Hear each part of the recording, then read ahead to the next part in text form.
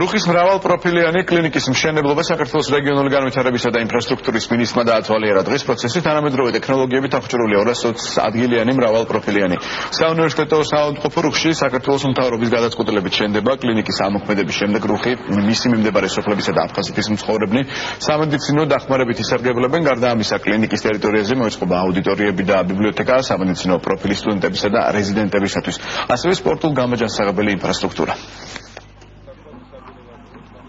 ეს ავადმყოფო მომსახურება არა მარტო ადგილობრივ, არამედ აფხაზეთის ტერიტორიაზე მცხოვრებ მოსახლეობას.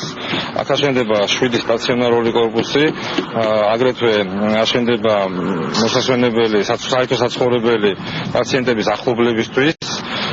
მოეწყობა შიდასავალი გზები.